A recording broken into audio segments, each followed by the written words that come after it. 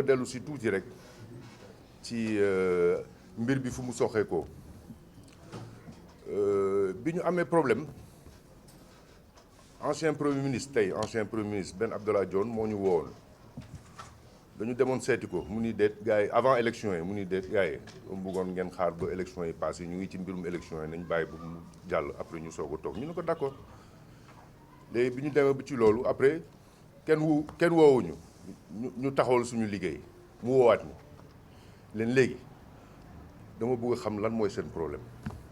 léegi nag dama bëgg ngeen dem ngeen càmbar mu woo waa ministre commerce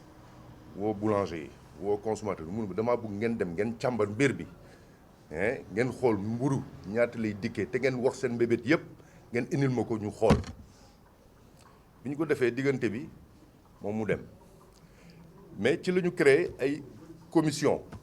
créé ñetti commission boo xam ne dañu waroon ànd ak ministère du commerce ak conseil national de la ak ay services am yëpp conseil national de la consommation ak yooyu yëpp pour ñu jéem a seet nu ñuy càmbaree mbir mi ci la ñu créé ñetti commission ni ñuy càmbaree prix wu mburu bi commission réglementation ni ñuy organiser at secteur bi parce que gis nañu secteur bi dafa bëri woon ay problème ku mu neex nga jaay fu la neex ku mu neex nga ubbi fuur fu la neex façon mburu bu nekk nga doon gis distribution yi façon bu nekk nga doon gis et cetera léegi ak commission farine léegi ñun ñëpp ci commission yi ku ci nekk dañu demoon ci commission yi di càmbar affaire bi man ci commission wu prix wu mburu bi laa nekkoon léegi suma yeneen gars yi ñu ngi yoon ci commission farine bon commission farine moom dafa gaaw gars yi nee nañu bon voilà affaire bi mu ngi nii léegi lii la ñuy dépensé et cetera farine bi mu ngi ci ñetti junni ak ñeenti téeméer ak juróom-benn fukk leen waaw de toute façon ñoom loolu la engagé ñoom loolu lañu gis jàpp ci loolu rek sant nangu rek sant bañ rek sañ a nangu ñu d'accord mais ñun parce que loolu moom soxluñu ñoom ñoo xam ñoom li ñuy jënd ñu ni lijjantee seen affaire wu farine léegi ñu dem ci prix wu farine bi ñun ñu def suñu calcul yëpp ñu yegg si ci calculu mburu ñun ñu gis ne ñu ngi ci 15 ak 1 franc 18 grammes 1 franc virgule 18 au gramme léegi bi ñu demee présenté ko ñu dem ci sous commission yi waxtaan ak association de consommateurs ASCOSEN yeeg ñoom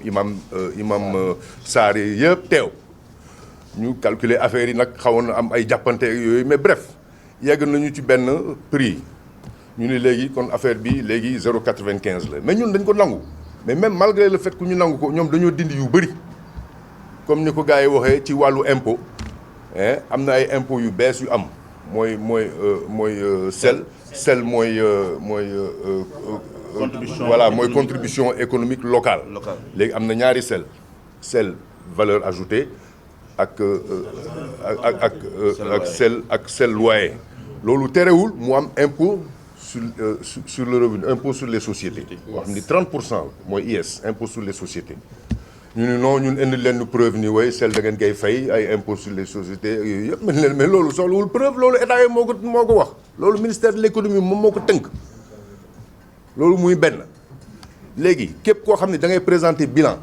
da nga war a jaar li ñuy wax expert comptable ñun avant loolu amoon nañu ay comptable yoo xam ne ñooñu defal suñu ay comptabilité ak yooyu léegi duñu doon jël document yooyu yëpp dem présenter ko kii au impôt et domaine léegi ñu ne bon affaire bi temps ngeen di fay ñu fay mais léegi loolu loi bu bees la duñu ni loolu balaa ñu ngeen koy valider da ngeen koy yóbbu ci benn expert comptable mu valider ko ngeen soog ko indi te loolu dañ koy fay loolu bokk na ci charge yi am na ay yeneen charge ci charge wu affaire en produit entretien yi ñoom ñu am na yu bëri yoo xam ne dañu ko dindi te yu ñu dindi sax dafa am solo parce que aussi ci four ñu ngi liggéey ci tàngaay donc il faut mu am extincteur du ñàkk rek léeg-léeg rek mun na am bon kenn ñaanu ko yàlla bon mu am incendie wala yooyu da ngay jël extincteur nga nga utiliser ko mais extincteur das koy entretien groupe électrogène dañ koy entretien ku nekk ci biir four sooy nettoyer suuf four xanaa di nga am kii saak fooweere di nga am omo di nga am kotol di nga am ay acide yi léeg-léeg pour nettoyer atelier bi pour nettoyer kii yeeg yooyu parce que foofu mburu lañ fay defar yooyu yëpp ñu jël ko ñu dindi ko leen waaw amul problème léegi nag ñu tënk ñoom ñoo génne 0,80 ñu leen wooy ñun ay agents assermentés lañu dem lañ ci terrain bi lii lañ gis lii lañ gis ñu leen ok d'accord léegi ñu ni 0,95 d'accord comme ni ko président waxee ñu dem plénière ñu dem présenter affaire bi ak DCI directeur du commerce intérieur mu ni d'accord ñu dem ba vraiment ñu accordé suñu affaire yëpp ci affaire réglementation madame Mbaye boo xam ni moom moo nekk ci affaire réglementation bi génnee décret yeeg yooyu yëpp bon kii mu ñëwee moom waxuma la ñoom fixé woon nañu seen affaire ba pare mu ne ok léegi donc li ci desoon ndegam ñun ñëpp léegi nangu nañu léegi nag nañ dem ci kilifa gu mag yi léegi mu wooñu le 18 passé mu wooñu donc ñun pour ñun dañuy dem rek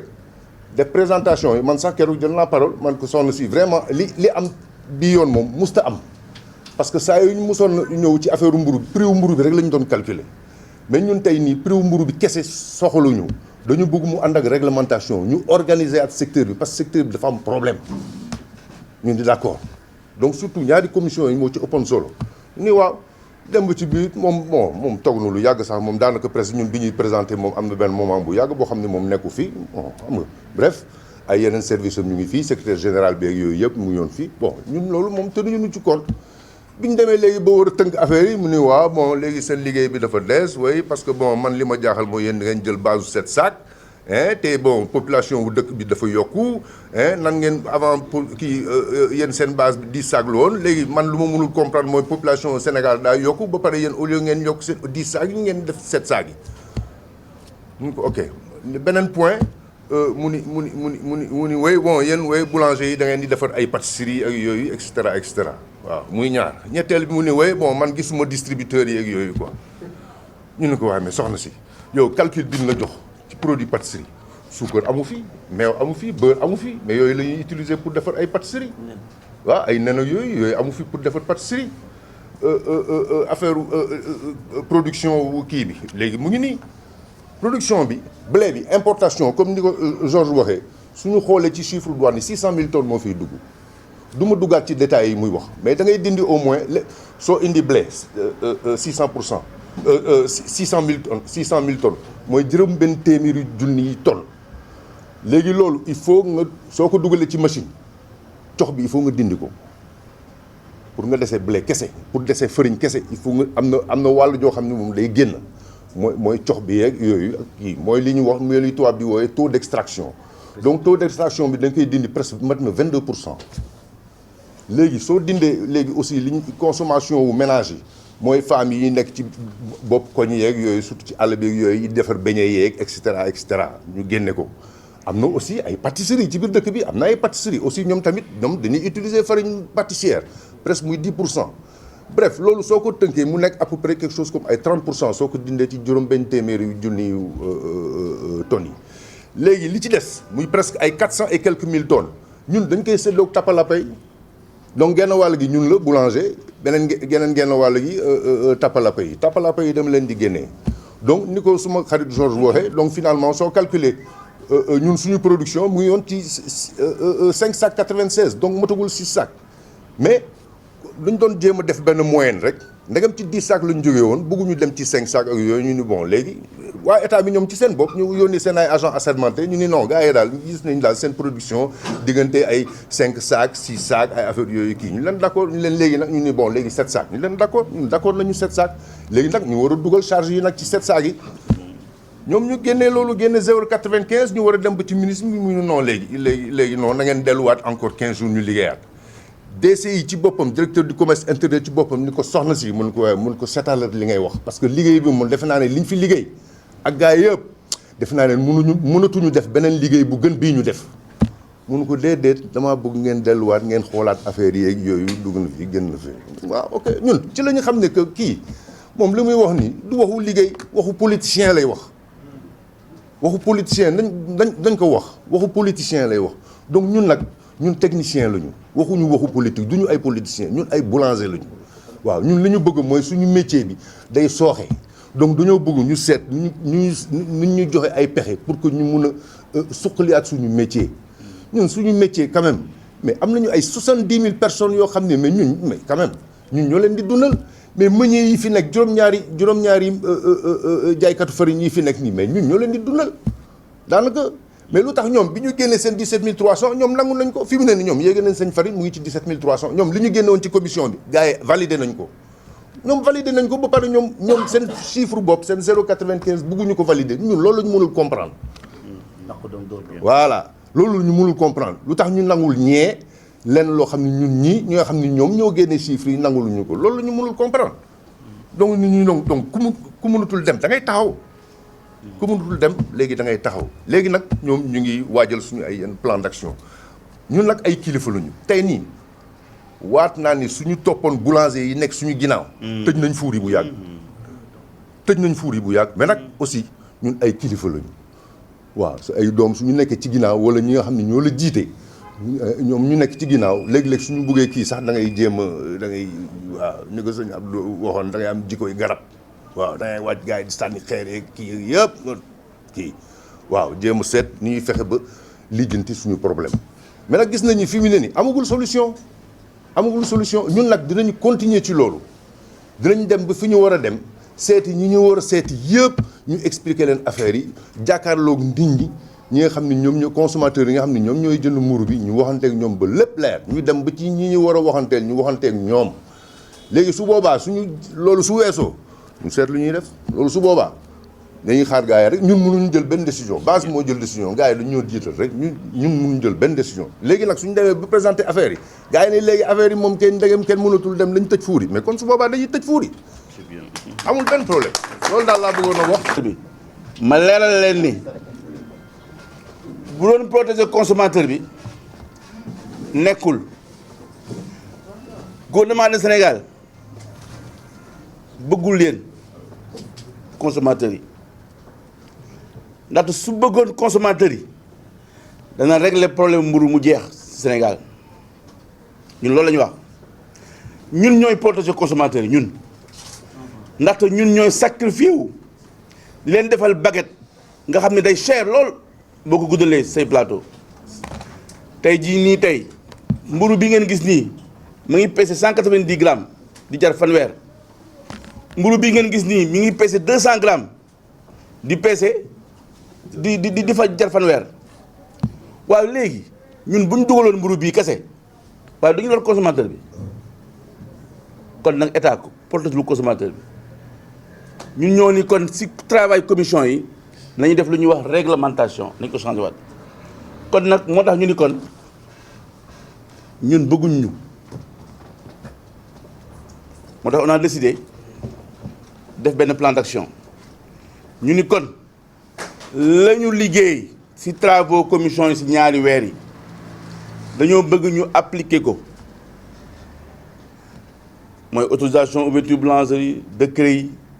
déclaration yi prix au gramme bi dama bëgg nit ñi comprendre mburu yokkul de xam lu yokk xam lu def prix au gramme la lu waaye jënd sa bu la neex boo bëggee fanweer nga jënd sa fanweer boo bëggee mburu 200 nga jënd sa mburu 200 c'est le problème poids bi la ñuy def loolu la ñuy wax dañ ko validé beneen bi ñu ni arrêté yi nga xam ne moo war a ànd ak loolu dañu demandé ñu def ko rapidement ma yëgal ni nag même décret bi suñ ko signé gul léegi nii